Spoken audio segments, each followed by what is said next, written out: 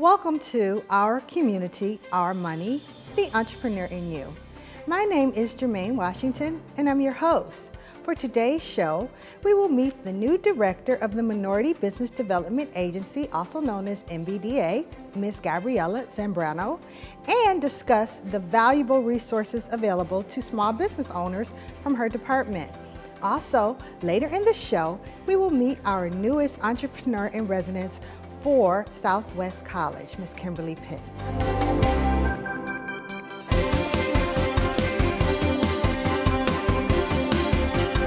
Gabriela, welcome to the show. Thank you so much for being here today. So the first question I want to ask you is to tell me a little bit about yourself and how you became the new director of the MBDA Business Center. Yes, I was born in Jersey and I grew up in the East Coast. Okay. And for several years, I've been an advocate for small businesses. Previously, I worked at the City of Houston as a certification officer. And my job was to go around the city and meet with different businesses to see if they were certified as a minority woman, a small business, and disadvantaged business enterprise. And then one of those days, I saw an opening on HCC, and then I went online to hccs.edu. And I applied for the job for the director of the Houston Minority Business Development Agency Business Center. Wow, that is so amazing.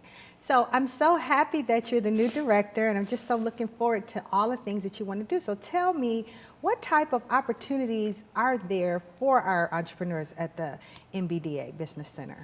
Yes, the Houston Minority Business Center, the Business Center, it's one of 40 programs around the United States. We are a federal program funded by the U.S. Department of Commerce Minority Business Development Agency, and we are tasked to help existing minority-owned business. And we do this either by creating access to capital, procurement, and opportunities. So we also sort of help people get certified. We help them with their marketing, and we help them with other service providers. Wow.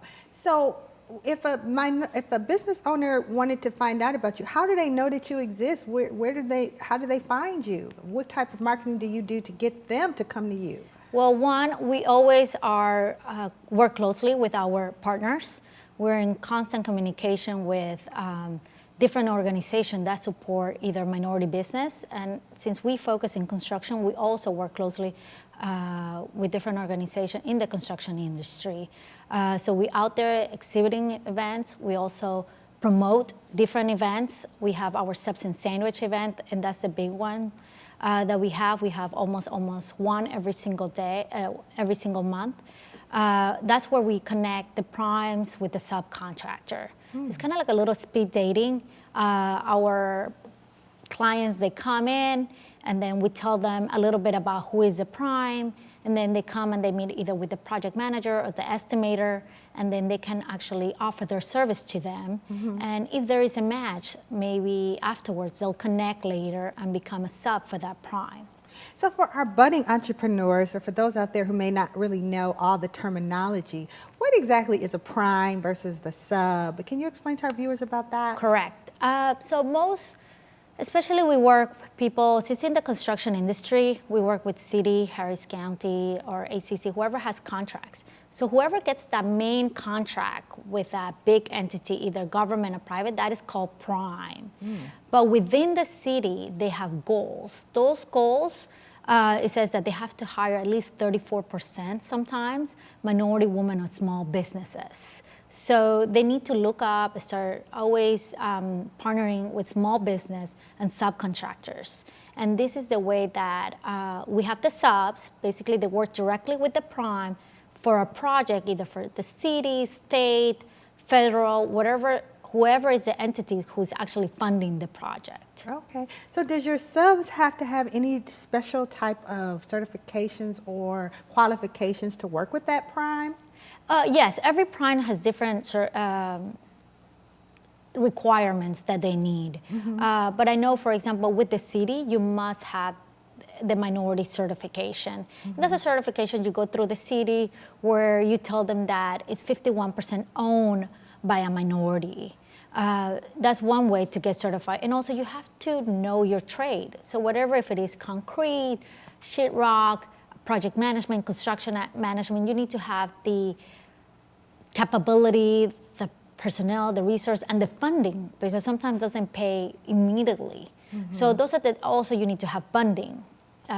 So those are the different qualifications that you need in order to become a subcontractor. Oh, that's so interesting. And the event is called Subs and Sandwiches? Subs and Sandwich, and you can always look it up in our website. We have the events listed up there at hccs.edu/MBDA. Okay. And how did you come up with the Sub and Sandwiches theme? I mean, what made that happen? Well, I just got there like 25 25 days so ago. that was before your time. That was before my So time. It's just continuing. It's already a marketing. People know this is what, it's like subs, and sandwiches. It's like the subcontractors during like the lunch time. That's cool. They know, and we go to different prime locations. So what, as the director, the new director, what are you going to do differently what do you want to do for the organization for the future? Do you have any ideas in mind that you want to share with us on where you want to go? So more than anything, I want to continue to grow opportunity for our minority-owned business. I'm trying to go out there, start partnering up with even new partners or older partners that are out there. There's a lot of new construction that is happening, so I want to connect with them so we can start working with them and they can start meeting our minority subcontractors. Because one of the myths that a lot of primes, a lot of people like to say is they're not subs out there, they're not minorities out there. So I want to continue to get to know each other. And this event actually does help the prime get to meet a lot of pools of subcontractors and minority. So that's something that I want to do in the future. But of course, I'm new. I'm just trying to get my feet in the water, making sure that I do whatever was done in the past, it can be done great now, especially because we have huge goals. Yes. So for example, for this year, we need to help facilitate $50 million in a water transaction and $50 million in financial transaction. Wow. Right now, we're well beyond our goals, but we also want to improve. I mean, there's always room to improve. There's always room to partner, especially even as simple as we're partnering right now with the ACC Entrepreneurship and the Small Business Administration tomorrow. We're going to have a Latinx Business Summit. Wonderful. To help in a Spanish language event to help Hispanic and small business and help them find different resources out there. Okay, well, we're going to discuss more of this. When we return from our break, we will continue this conversation about the Minority Business Development Agency Business Center and Gabriela's new role as the director. Also, I want to remind everyone to check out our Goldman Sachs 10,000 Small Businesses program under the Entrepreneurial Initiatives Department, who will be having new cohorts in 2019. You can get all of the information on this program at our website, which is hccs.edu/smallbusiness. This program continues to move forward towards its goal to help 10,000 small businesses. See if you qualify. We will be right back.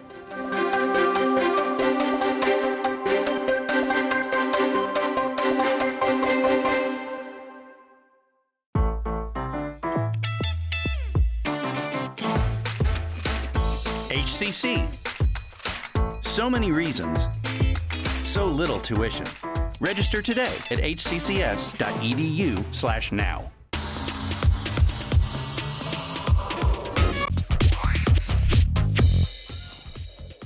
Did you know that Houston Community College has the largest enrollment of online community college students in the United States?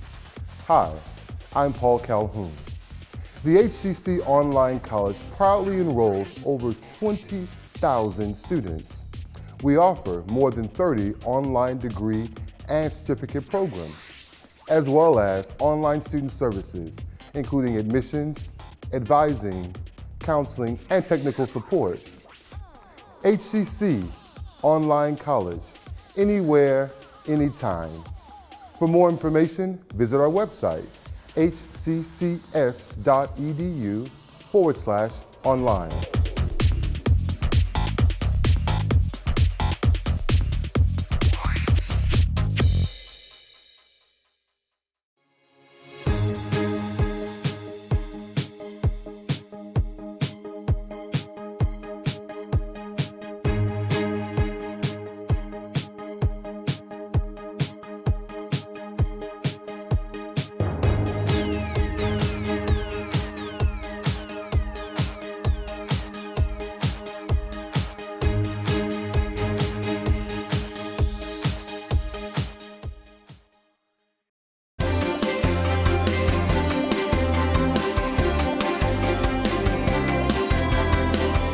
Welcome back to Our Community, Our Money, the Entrepreneur in You. I would like to welcome back Gabriela, who has been sharing information about the MBDA Business Center with us today, and we'd like to continue this conversation.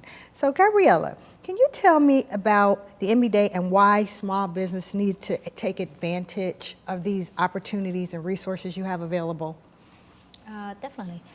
Minority business, there's a huge small ecosystem that is happening here in Houston. The Houston Minority Business Development Agency Business Center is one of them. As you can see, we have the Office of Business Opportunity at the City of Houston. We have in other around the countries, different companies like NEMAC, the National Association of Minority Contractors, are out there helping businesses. So it's always great to come and meet these stakeholders who are there, who are your advocate. Because we're the ones that go there and complain to the primes they're not hiring enough subcontractor. And also we can help you in some way to prepare you better when you meet with them. For example, we've had customers that have come to our substance standards, which I mentioned before, and they don't have their capability statement. They don't know their elevator pitch. They're so into what is it that they do, keeping their business afloat, that they forget how to sell their business in a very short time period.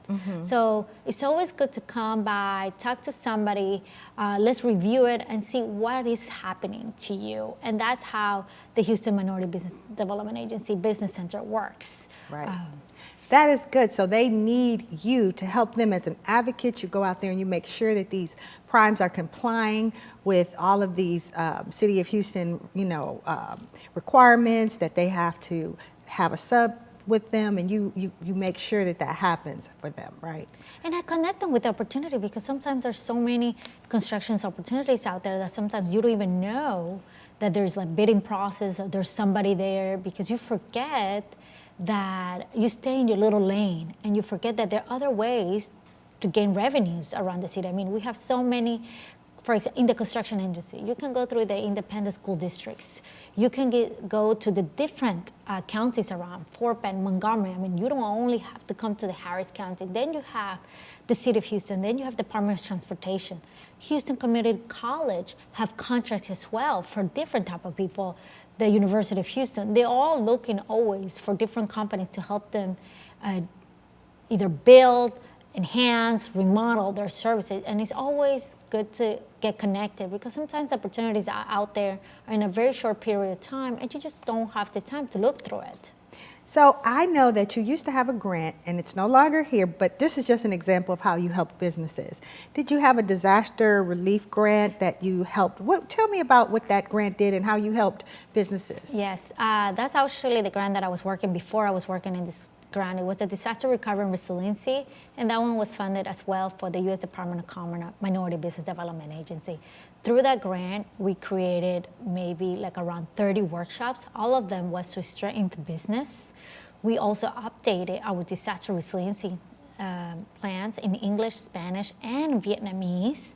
That was amazing. And then we have a financial resiliency guide in English and Spanish. Of course, this is not a guide. With this guide, you're gonna be helped. This is it. It was just to give you an idea of the things you need to start thinking about, how to prepare your business in case something happened. As you can see, we had Harvey. Harvey Davis said it's so many business, and then last week we had Imelda, and there's some business that had to close. And some of them, they need to have that plan, either to tell their employees stay home, or let's work from home, or the social media venue where you gotta tell people, hey, we're closed, we're sorry, we're gonna be open tomorrow, communication. We need that, yes. So that grant was great. We did so many events. We partnered with the SBA, the Black Business Challenge, with all our Houston Community College entrepreneurship, with Goldman Sachs. We did a class on certification, which, because I used to do it, I did it so people get prepared.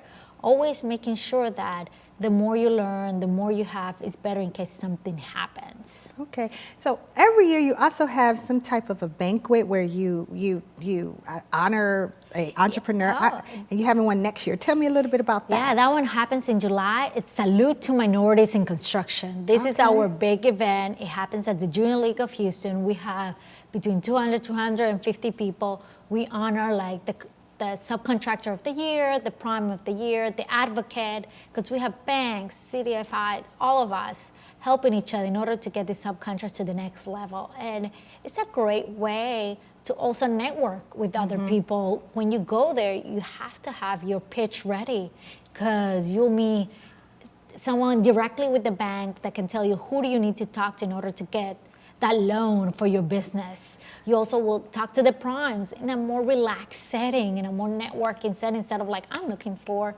business.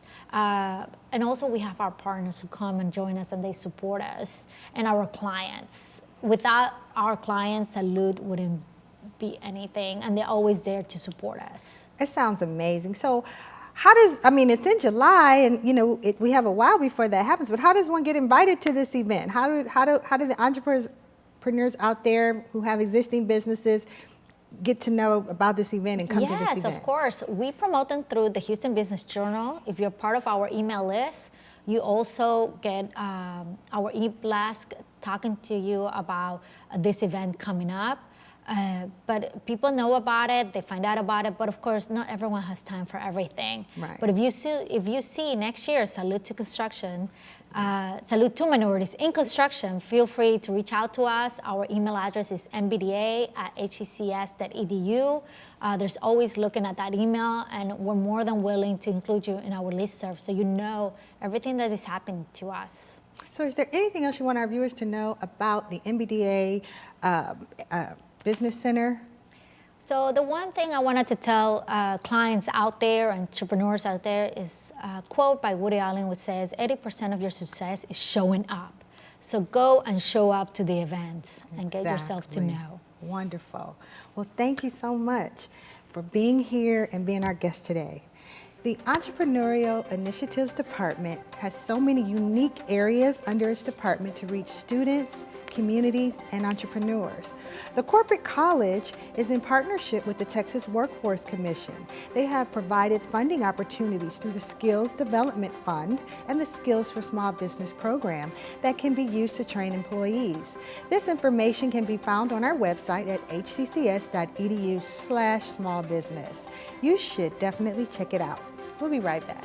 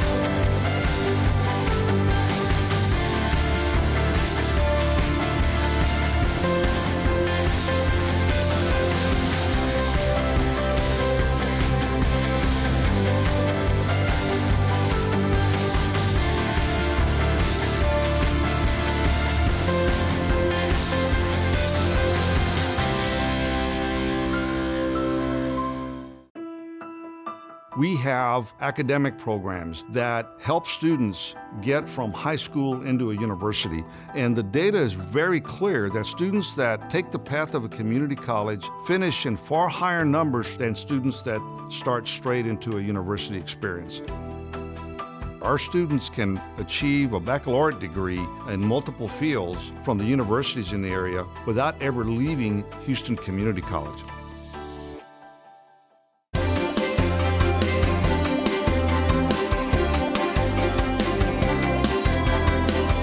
Welcome back, everyone. In this segment, we will be speaking to Ms. Kimberly Penn, an entrepreneur and our new entrepreneur in residence at Southwest College under the Entrepreneurial Initiatives Department. She will tell us about her interesting background and how she became the new entrepreneur in residence. Hello, Kimberly. Welcome to the show. Thank you.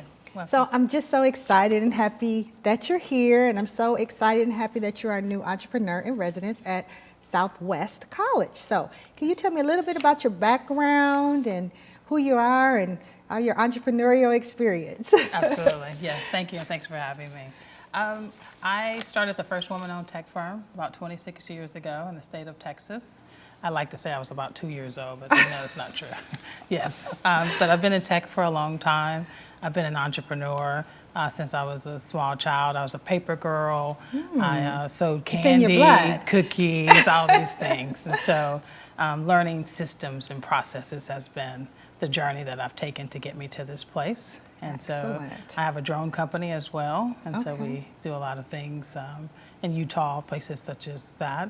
And we have an audio video company as well. So I try and open up things to have a tech platform. So you love technology. How did you Yeah. become interested in technology? What made you become a techie? You know, I went to elementary school in another country.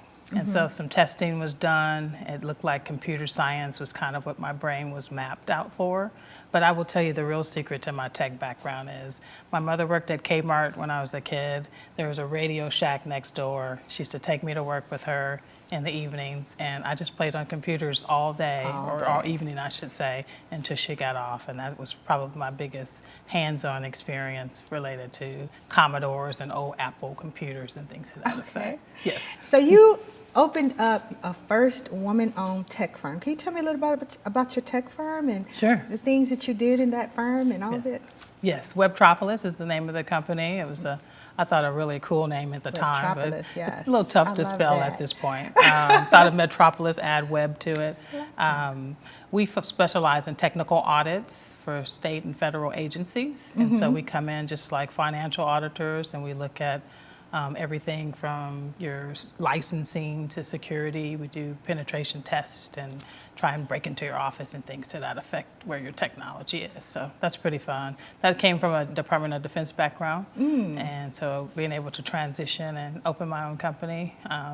Originally I thought I could do that. I would only have one boss, but kind of doesn't work that way. Doesn't work that no, way. I have like about 350 bosses. Okay, Yeah. so even though you're the boss, you still have to deal with all all my that. clients. Yes, all my clients. they're your Yeah, boss. So absolutely. that's a great note for entrepreneurs out Yes, there. absolutely. So you said that you have a Department of Defense background. Can you tell me a little bit about that?